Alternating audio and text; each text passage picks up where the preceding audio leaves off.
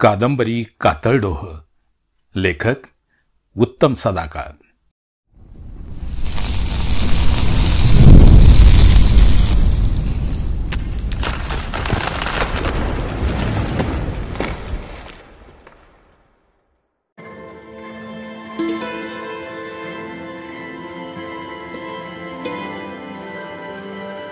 सह्याद्रीच्या डोंगर रांगा देशापासून ते पार तळ कोकणापर्यंत पसरलेल्या आहेत. या सह्याद्रीच्या डोंगर रांगांमध्ये शंभू महादेवाची एक डोंगर रांग पूर्व पश्चिम दिशेला आहे. ज्या डोंगर रांगांना छेदून राष्ट्रीय महामार्ग थेट विशाखापट्टणम पर्यंत गेलेला आहे. या महामार्गाला काटकोनात छेदणारी एक डांबरी सडक 5-6 किलोमीटर आत डोंगर कापत जाते. घनदाट जंगल, जीवघेणी वळणे आणि महाभयंकर दर्या पार करून ही सडक एका समृद्ध गावात येऊन पोहोचते. चहूबाजूने उंचच उंच शंभू महादेवाची पर्वतरांग, आत एखाद्या कोंदणासारखा तयार झालेला भूभाग, याच भूभागावर वसलेले एक समृद्ध गाव. गावाचे नाव कातळ. कातळ म्हणजे कणखर, राकट, दगड. कातळ गाव अगदी नावाप्रमाणेच कणखर आणि राकट. निसर्गाने मुक्त हस्ताने गावाला सौंदर्य प्रदान केलेले. घनदाट जंगल, खळाळती नदी, पावसात साधूच्या जटांप्रमाणे पांढरेशुभ्र पाणी घेऊन कोसळणारे धबधबे, सारे काही विलोभनीय, मनमोहून टाकणारे. गावाच्या उत्तरेकडून जाणारी सडक थेट महामार्गालाच भिडत असल्याने गावाचा बाहेरील जगाशी संबंध नित्याचाच. गावात बऱ्याच जणांकडे स्वतःची वाहने सुद्धा होती. दिवसातून 2 चक्रा मारणारी महामंडळाची एसटी गावाचे दळणवळणाचे महत्त्वाचे काम बजावत होती. गावात आवश्यक त्या सर्व सोयी सुविधा उपलब्ध होत्या. दवाखाना होता, पोस्ट ऑफिस होते, ग्रामपंचायतीचे भव्य देखणे कार्यालय सुद्धा होते. गावातील मुलांसाठी 4थी पर्यंत प्राथमिक शाळा होती. पुढील शिक्षणासाठी मात्र मुलांना 12 किलोमीटर अंतरावरील गावी जावे लागे. माध्यमिक शिक्षणाची सोय तेवढी गावात झाली नव्हती, पण गावकऱ्यांच्या मनात मोठे विद्यालय उभारण्याची योजना मूळ धरत होती. गावातील जमीन अतिशय सुपीक, त्यामुळे जमीन कसणारे सुद्धा सुखी होते. एकंदर गावात सुख, समृद्धी, संपत्ती भरपूर होती. आधुनिकतेची कास धरणाऱ्या कातळ गावात जुन्या चालीरीतींनाही तितकेच मानाचे स्थान होते. गावात सण उत्सव जुन्या परंपरेनुसार मोठ्या धडाक्यात साजरे व्हायचे. अख्खा गाव सण समारंभात सहभागी व्हायचा. अशा कार्यक्रमांचे नियोजन गावातील वयोवृद्ध आणि ज्येष्ठ मंडळींच्या मदतीने तरुण मंडळ जोमाने करायचे. गावाचे श्रद्धास्थान असणारे सिद्धप्पाचे मंदिर पश्चिम दिशेला होते. मंदिर अतिशय भव्य, दगडी बांधणीचे. समोर भव्य सभामंडप, सभामंडपाच्या पुढे डेरेदार वृक्षांची दाटी झालेली. आजूबाजूच्या गर्द झाडोऱ्याने मंदिराचा परिसर उन्हाळ्यात सुद्धा अतिशय थंडगार. गावातील बहुसंख्य बैठका, महत्त्वाचे निर्णय याच सिद्धप्पाच्या मंदिरात घेतले जायचे. सिद्धप्पा गावातील सर्वच बऱ्या वाईट घटनांचा साक्षीदार. गावकऱ्यांची सिद्धप्पावर गाढ श्रद्धा. सिद्धप्पाचे देवस्थान जागृत असल्याची कातळगावची श्रद्धा होती, नव्हे त्यांचा अपार विश्वास होता सिद्धप्पावर. सिद्धप्पानेही गावकऱ्यांच्या श्रद्धेला आज तागायत तडा जाऊ दिला नव्हता. मंदिराच्या समोरचा रस्ता थेट बाजारपेठेत जायचा. मात्र याच मंदिराच्या पाठीमागून जाणारी छोटीशी पायवाट डोंगराच्या अंगाखांद्यावर खेळत थेट महामार्गाला जाऊन भिडायची. कातळ गावात यायला पक्क्या सडकेचा एक मार्ग आणि या पायवाटेचा एक मार्ग, दोन्हीही मार्ग गावकऱ्यांच्या वापरातले. वाहने पक्क्या सडकेने धावायची, तर पायवाट पायी प्रवास करणाऱ्यांना जवळची वाटायची. या पायवाटेत आणि पक्क्या सडकेत एक फरक होता, तो म्हणजे अंतराचा. पक्की सडक महामार्गापासून वळसे घेत गावात पोहोचायची, तीच मुळी 6-7 किलोमीटरचे अंतर कापून. पण पायवाटेचे तसे नव्हते. पायवाट जंगलातील जवळच्या मार्गांनी महामार्गाला येऊन भिडायची तेव्हा तिने 2 ते 2.5 किलोमीटर अंतर कापलेले असायचे. पक्क्या सडकेत आणि पायवाटेत तब्बल 4 किलोमीटर अंतराचा फरक पडायचा. त्यामुळे महामार्गावर उतरलेले गावकरी गावात जाणाऱ्या वाहनाची वाट न बघता पायवाटेनेच जाणे पसंत करायचे. पायवाट अंतराच्या दृष्टीने सोयीची असली तरी बरीच अवघड होती, दुर्गम होती. मध्ये मध्ये येणाऱ्या बेला कड्यांच्या टोकांवरून ही वाट पुढे पुढे सरकायची. अशा अडचणीच्या ठिकाणी चालणाऱ्यांचे काळीज हमखास थाडथाड ओढायचे. पायवाटेच्या मध्यावर एक मोठा डोह लागायचा. चहूबाजूने कातळ कड्यांनी वेढलेला हा डोह खूप खोल होता. डोंगराच्या अंगा खांद्यावरून धावत येणारे पाणी याच डोहात येऊन गडप व्हायचे. पायवाटेने जाताना भेटणारा हा डोह गावकऱ्यांच्या काळजात धडकी भरवायचा. या डोहाविषयी अनेक दंतकथा कातळ गावात प्रचलित होत्या. त्या कथांच्या विश्वासावरच गावकरी या डोहाला बिचकून असत. त्याच्यापासून गावकरी 4 हात दूर असत. चहू बाजूंनी कातळाने वेढलेला असल्याने आणि कातळगावचा डोह असल्याने सगळेच याला कातळ डोह म्हणायचे. कातळ डोह पायवाटेच्या अगदी जवळ होता. पायवाटेवरून चालता चालता सहज खाली नजर टाकली तरी तो दिसायचा, हा वासून झोपलेल्या एखाद्या राक्षसासारखा. कातळ डोहाचा अवतारच असा होता की त्याच्याकडे बघताना डोळे गरगरायचे, भोवळ यायची. वरून बघणाऱ्यांना तो वखवकल्यासारखा भासायचा. कातळ डोहाचे आणखी एक वैशिष्ट्य होते, त्यात पडलेला कोणताही जीव जिवंतपणे बाहेर यायचा नाही. डोहातल्या खोल तळात साठलेल्या गाळात एकतर तो रुतून बसायचा किंवा आजूबाजूच्या कातळावर आपटून कायमचा राम म्हणायचा. कातळगावचा कातळ डोह एक अजब प्रकरण होते, एवढे मात्र नक्की. पहाटे पहाटे कोंबड्याने बांग दिली. कातळगाव आस्ते आस्ते जागे होऊ लागले. बाया बापड्या उठून रोजच्या कामाला लागल्या. घराघरात चुली ढणढणू लागल्या. त्यांच्यावर आंघोळीसाठी पाणी तापवलं जाऊ लागलं. पुरुष माणसं मशेरी घासत जनावरांच्या गोठ्यात डोकावून आली. कुणी हातातल्या चरव्या घेऊन गाई म्हशींच्या धारा काढायला सुरुवात केली. घराच्या घरधनिनीने गोठ्यात झाडलोट केली. शेण पोहटी पाटीत भरून शेणखाईत नेऊन टाकली. मोठ्यांच्या आंघोळी उरकल्या. मग घरातील बच्चे कंपनी रडत रडत न्हाऊ माखू लागली. पूर्वेला शंभू महादेवाच्या डोंगराआडून सूर्याचा गोळा वरवर येऊ लागला. आता कातळगाव टक्क जाग झालं होतं. बाजारपेठेलाही बऱ्यापैकी जाग आली होती. दुकानांची फडताळ उघडली गेली होती.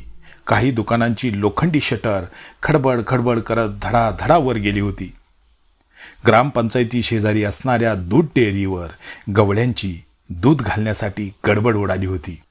बाजारपेठेच्याच तोंडावर असणाऱ्या दत्तोबाच्या हॉटेलात स्टोव्ह फरफरू लागला होता. चहाचं धान उकळता उकळता त्याची इतर सामानांची मांडामांड सुरू झाली. थोड्या वेळातच त्याच्या हॉटेलात गिऱ्हाईकांची चहलपहल सुरू होणार होती. सकाळचे 6:30 वाजले. दुकानात रेडिओवर भक्ती संगीत सुरू झाले. कातळगाव एसटीची वेळ झाली. ड्रायव्हर कंडक्टर चहा पाणी करून गाडीत चढले. सकाळी सकाळी तालुक्याला जाणारी ही कातळगावची मुक्कामी एसटी होती. गाडीत बऱ्यापैकी गर्दी होती. आज शनिवार असल्याने गाडीत शाळेला जाणारी मुलं मुली सीटा अडवून बसली होती. कंडक्टरने बेल मारली. एसटीने कातळगाव सोडले. हीच एसटी दुपारचा एक फेरा करून संध्याकाळी पुन्हा मुक्कामी येत होती. गाडीचे ड्रायव्हर कंडक्टर बदलत नसल्याने प्रवाशांशी त्यांच्या चांगल्या ओळखी झाल्या होत्या. तिकीट फाडता फाडता कंडक्टर त्यांच्याशी गप्पा गोष्टी करत होते. तिकीट फाडत फाडत कंडक्टर मुलींच्या घोळक्याजवळ आला. 2 बाकांवर बसलेल्या 4-5 मुली आपसात कुजबुजत होत्या. कंडक्टर जवळ येताच त्या गप्प झाल्या. कंडक्टरने तिकिटे फाडली आणि त्याने विचारले, काय विद्याताई, आज सकाळची शाळा वाटतं? हो, आज शनिवार नाही का काका? शनिवारी आमची शाळा सकाळीच असते. समोरच्या बाकड्यावर बसलेली विद्या नावाची चुणचुणीत मुलगी उत्तरली. तरतरीत नाकाची, थोडेसे कुरळे केस असणारी विद्या केवड्याच्या पानासारखी उजळ वर्णाची होती. त्यात तिचे काहीसे घारे असणारे डोळे समोरच्या माणसाच्या काळजाचा ठावच घ्यायचे. विद्याचे वागणे गोड आणि लाघवी होते, त्यामुळे ती सर्वांची लाडकी होती, अगदी कंडक्टर काकांची सुद्धा. विद्या कातळगावच्या बाबा गायधनींची मुलगी. बाबा गायधनी कातळगावचे बडे प्रस्त. त्यांच्या शब्दाच्या पुढे कातळगावचा कुणीच मनुष्य जाऊ शकत नव्हता, एवढा त्यांचा धाक होता. बाबा गायधनींचा धाक हा दहशतीचा नव्हता, तो होता आदराचा, मोठेपणाचा, एका ज्येष्ठ अधिकारी व्यक्तिमत्वाचा. विद्या 8वीत शिकत होती. गावात हायस्कूल नसल्याने ती रोज एसटीने वीरपूरला जायची. शाळा सुटली की पुन्हा एसटीने अथवा मिळेल त्या वाहनाने घरी यायची. एखाद्या वेळी मधल्या पायवाटेने सुद्धा ती घरी यायची. तिच्यासोबत गावातील इतर मुलं मुली होत्याच. आजही ती सकाळच्या वेळी शाळेला निघाली होती. विद्याताई, आज शाळा सुटल्यावर वीरपूरच्या बाजारात फिरणार की लगेच एसटीने माघारी फिरणार? कंडक्टरने सहज चौकशी केली. बाजारात फिरणार? शक्य आहे का ते? बाबांचा राग ठाऊक आहे ना काका तुम्हाला? शाळा सुटली की थेट घरी असा बाबांचा दंडक आहे, त्यामुळे फिरणे वगैरे काही नाही. दुपारच्या एसटीने मी लगेच घरी येणार आहे, विद्याने उत्तर दिले. हा, तेही खरंय म्हणा. बाबांचा आदेश म्हणजे सुप्रीम कोर्टाचा आदेश, त्यात बदल नाही. कंडक्टर हसत हसत बोलला आणि पुढची तिकिटे फाडायला निघून गेला. मुली पुन्हा गप्पात रंगून गेल्या. दुपार झाली. मुली चिवचिवत एसटी स्टँडकडे धावल्या. बाजार असल्याने स्टँडवर ही गर्दी. सगळ्याच एसटी तुडुंब भरलेल्या. मुली कशाबशा कातळगाव एसटीत चढल्या. बसायला जागा मिळाली नाही. गर्दीत धक्केबुक्के खात त्या उभ्या राहिल्या आणि वेळ होताच एसटीने वीरपूर सोडले. कातळगावच्या घाटाला येताच एसटी थकल्यासारखी चालू लागली. एखादा सायकलस्वार तिच्या पुढे जाईल एवढ्या धीम्या गतीने एसटी घाट चढत होती. महामार्गापासून कातळगावला जाणाऱ्या फाट्यापर्यंत पोहोचण्या अगोदरच एसटी रुसलेल्या बायकोसारखी रस्त्यातच फतकल मारून बसली. ड्रायव्हरने बरेच प्रयत्न करूनही ती जागची हालेना. बोनेट उघडून ड्रायव्हरने तपासणी केली. गाडीच्या खाली घुसून त्याने अंदाज घेतला, पण गाडी बंद पडण्याचे कारण त्याला काही समजेना. गाडीचा कंडक्टर ड्रायव्हर जवळ येऊन वैतागलेल्या स्वरात म्हणाला, ताम्हाने, काय झालं रे? एवढी कंडिशनमधली गाडी अशी अचानक कशी काय बंद पडली? तेच तर समजना गाड्या. सगळं चेक करून बी मला फॉल्ट काय गावना बघ, ताम्हाने हताश सुरात बोलला. मग आता रे? आता काय, फिटरला बोलवावं लागन. म्हणजे झाला का आता तमाशा? आता फिटर येईपर्यंत बसा ताटकळत. आपल्याला इथं थांबणं भाग आहे, पण या पॅसेंजरांचं काय? ते बसतील का एवढ्या वेळ इथं? मग दुसरं काय करतील? ज्यांना नसल थांबायचं ते जातील. गाडी सुरू झाल्याशिवाय तर आपण काय करू शकत नाही ना. दोघांचं बोलणं ऐकून गाडीतले प्रवासी चिंतावले. आता संध्याकाळशिवाय गाडी नव्हती. गावात जाणारे एखादे वाहन भेटले तर ठीक, नाहीतर पाय वाटेने जाण्याशिवाय दुसरा पर्याय नव्हता. विद्या आणि तिच्या मैत्रिणींनी आपसात विचार केला. गाडीची वाट बघत थांबण्यापेक्षा पाय वाटेने तासभराच्या आत घरी पोहोचता येणार होते. त्यांनी पाय वाटेने जाण्याचा निर्णय घेतला. काका, आम्ही मधल्या पाय वाटेने घरी जातो बरं का, विद्याने कंडक्टरला म्हटले. ठीक आहे, पण जरा जपून जा पोरी, जोडीला इतर पोरं आहेत ना? हो हो, आम्ही सगळेच जाणार आहोत. बरं, मग जा तुम्ही. मुलं आणि मुली मिळून ते 10-15 जण होते. सगळेच मधल्या पायवाटेने निघाले. पुढं मुली आणि पाठीमागून मुले असा ग्रुप करून ते पायवाटेने डोंगर उतरू लागले. पायवाटेने चालताना थकवा अजिबात जाणवत नव्हता. डोंगरातील ताजी हवा त्यांना तरतरीत बनवत होती. पाठीला दप्तर अडकवून विद्या झरझर चालत होती.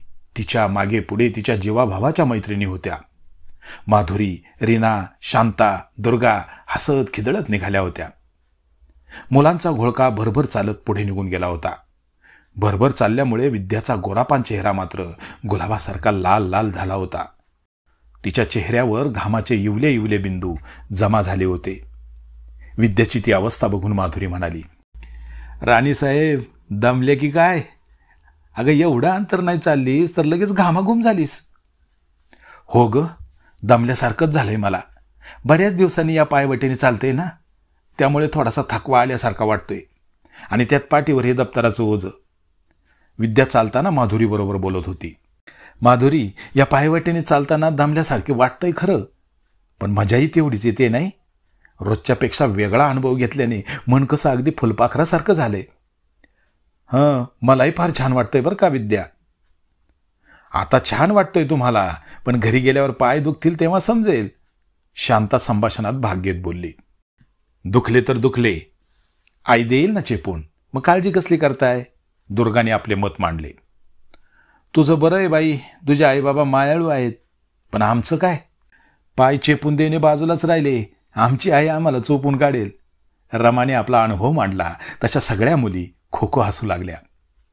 सूर्य आता माथ्यावर आला होता. मुली डोंगर उतरून बऱ्याच खाली आल्या होत्या. मुलांचा घोळका तर पार दृष्टीआड झाला होता.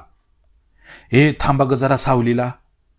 अंगावरच्या ओढणीने वारा घेत रमा वाटेच्या कडेला असणाऱ्या एका मोठ्या खडकावर बसत उद्गारली. हुश्य करत सगळ्याच मुली झाडाखाली असणाऱ्या त्या खडकाजवळ गोळा झाल्या. का ग रमा, आता तू थकलीस का, माधुरीने विचारले. घशाला कोरड पण पडली माझ्या, रमा उत्तरली. मग वॉटर बॅगेतले पाणी पी ना. माझ्याजवळचे संपले ग, तुझ्याकडे आहे का. हे घे. माधुरीने रमाला वॉटर बॅग दिली. ती त्यातील पाणी घटाघट प्यायली. मुली झाडाखाली विसावा खात असताना विद्या मात्र वाटेच्या पलीकडे दिसणाऱ्या कातळ डोहाकडे भारावल्यागत बघत होती. त्या जागेवरून डोहाची व्याप्ती लक्षात येत नव्हती. मध्ये मध्ये येणाऱ्या झाडांमुळे कातळ डोहाचा अजस्रपणा जाणवत नव्हता. विद्याने कातळ डोहाबद्दल बरेच काही ऐकले होते. कातळ डोहाबद्दल तिच्या मनात प्रचंड उत्सुकता होती. अजूनपर्यंत तिने कातळ डोह जवळून पाहिलाच नव्हता. आज संधी चालून आली होती. तिने मोठ्या उत्सुकतेने मुलींना म्हटले, ऐकताय का जरा. काय ग विद्या, सगळ्याच मुली एकसुरात उत्तरल्या. तुम्ही कातळ डोह पाहिलाय. काय, कातळ डोह. तोंडाचा आ वासून प्रत्येक मुलगी विद्याकडे बघत होती. हो, कातळ डोह, ठामपणे विद्या पुढे म्हणाली. पण तुम्ही एवढ्या दचकलात का. का म्हणजे. अगं कातळ डोह आहे तो, माधुरी विद्याला समजावत म्हणाली. म्हणून काय झालं, तो काय राक्षस आहे का एवढं दचकायला. उलट मी तर म्हणते की आपण तो कातळ डोह कसा आहे ना ते एकदा पाहू. नको ग बाई, मी नाही येणार, माधुरी घाबरली. आम्ही पण नाही येणार, इतर मुलींनी माधुरीला पाठिंबा दिला. मैत्रिणींचा विरोध बघून विद्या हिरमुसली. तरी तिचे औत्सुक्य तिला स्वस्थ बसू देईना. असं ग काय करतात, चला ना माझ्यासाठी, फार जवळ नाही जायचे आपण, लांबूनच बघू. विद्याची विनवणी ऐकून मैत्रिणींच्या संयमाचा बांध ढासळला. पण मनातील भीती त्यांना पुढे पाऊल टाकू देईना. येताय ना तुम्ही, की मी एकटीच जाऊ. विद्याने ठेवणीतले अश्रू बाहेर काढले. विद्याचा तो रोग बघून माधुरीसह बाकीच्या मुली नाखुशीनेच तयार झाल्या. फार जवळ नाही येणार आम्ही, माधुरीने विद्याला बजावले. हो, आपण दुरूनच बघू. मैत्रिणी तयार झाल्याचे बघून विद्याची कळी खुलली. आजपर्यंत नुसत्या आयक्यू माहितीमधला कातळ डोह आज ती प्रत्यक्ष बघणार होती. माधुरी, विद्या यांच्या पाठोपाठ बाकीच्या मुलीसुद्धा घाबरतच कातळ डोहाकडे निघाल्या. मुली पाय ओढतच विद्याच्या पाठीमागे चालल्या होत्या. मात्र घरच्यांना जर हे कळले तर काय होईल या विचाराने त्या धास्तावल्या होत्या. विद्या, आपण कातळ डोहाकडे चाललोय खरे, पण घरी जर का कळले मग. दुर्गाने सगळ्यांच्या मनात वेगाने खदखदणारा प्रश्न विचारला. कसे कळेल, आपल्याला कोणी पाहिले का इकडे येताना. विद्याचा समजावणीचा सूर. विद्या आता कुणाचे ऐकणार नाही हे लक्षात येताच मुली नाईलाजाने तिच्या मागे निघाल्या. आता वाट उतरणीची होती. तोल सांभाळून खाली उतरावे लागत होते. त्या अडचणीच्या वाटेने उतरताना मुली फार मेटाकुटीला आल्या होत्या. विद्या मात्र उजळल्या चेहऱ्याने पुढे पुढे धावत होती, जशी काही तिला ओढ लागली होती त्या कातळ डोहाच्या भेटीची. पतंग दिव्याकडे खेचला जावा तशी विद्या तिकडे खेचली जात होती. तिच्या मैत्रिणींची मात्र तिच्यामुळे फरफट होत होती. कातळ डोह क्षणाक्षणाला त्यांच्या अगदी जवळ येत होता. विद्या, आता बाद झालं बरं, इथंच थांब. आम्ही आता पुढे येणार नाही आणि तुला सुद्धा पुढे जाऊ देणार नाही, माधुरीने विद्याला थांबवत म्हटले. विद्याही मग थांबली. जास्त पुढे जाण्यात धोका आहे याची तिला कल्पना होती. डोंगरावरून येणाऱ्या पाण्याच्या लोटांनी बनलेला तो एक विशाल डोह होता. वरून कोसळणाऱ्या पाण्याने कातळ चिरत तो खोल खड्डा तयार केला होता. उन्हाळ्याचे दिवस असल्याने डोंगरावरून पाणी घेऊन येणारे जलप्रपात कोरडे होते. कातळ डोह एखाद्या तपस्वी योग्याप्रमाणे शांत दिसत होता. सूर्याच्या किरणांनी पाणी चकाकून उठून दिसत होते. कातळडोहाच्या कडेची झाडी शांत उभी होती. भोवताली कसलाही आवाज नव्हता. एकदम नीरव शांतता. एकंदर वातावरण भीतीदायक होते. विद्या कातळडोह डोळे भरून बघत होती. तिच्या मैत्रिणी सुद्धा अनिमिष नेत्रांनी तो कातळडोह न्याहाळत होत्या. विद्याला कातळडोहाची भूल चढल्यागत झाले होते. ती एकदम स्थिर होऊन समोर बघत होती. ए विद्या, चल ना आता, पाहिला ना कातळडोह, मग निघ बरं इथून. माधुरीने विद्याची भाव समाधी भंग केली. विद्या माधुरीकडे विचित्र नजरेने बघत म्हणाली, काय म्हणालीस? अगं निघतेस ना आता, माधुरी जोराने ओरडली. हो हो, चला निघू. विद्या माघारी फिरू लागली, पण तिला पाऊल उचले ना.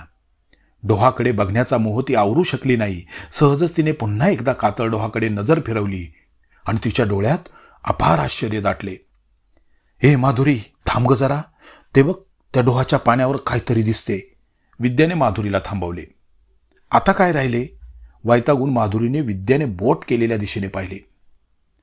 कुठे काय दिसते? माधुरी चिडलेल्या स्वरात म्हणाली. त्यावर विद्या उत्तर न देता थोडी पुढे गेली आणि पाण्यात तरंगणारी वस्तू पाहू लागली. तिला पुढे गेलेले पाहून माधुरी सुद्धा तिच्या जवळ आली. विद्या, अगं थांब, पुढे नको जाऊस. हा कातळडोह भयंकर आहे. भूल पाडून पुढे नी. जवळ गेले की मग एकदम जलसमाधी. विद्याला रोखत माधुरी ओरडत म्हणाली. विद्या मात्र माधुरीकडे लक्ष न देता आणखी पुढे गेली. समोर दिसणारे दृश्य बघून तिचे डोळे विस्फारले. तोपर्यंत बाकीच्या मुली सुद्धा तिच्या जवळ आल्या होत्या. त्यांनीही ते दृश्य पाहिले. विस्पारलेले डोळे आता पांढरे व्हायची वेळ आली होती. विद्या कशीबशी भानावर आली आणि तिने मोठ्याने किंकाळी फोडली. विद्या पाठोपाठ तिच्या मैत्रिणी सुद्धा किंकाळ्या फोडत वरच्या दिशेने पायवाटेकडे धावत सुटल्या. मुलींच्या भयप्रद किंकाळ्यांचे प्रतिध्वनी कातळडोहात बराच वेळ निनादत राहिले. नंतर मात्र तेथे भयान शांतता पसरली.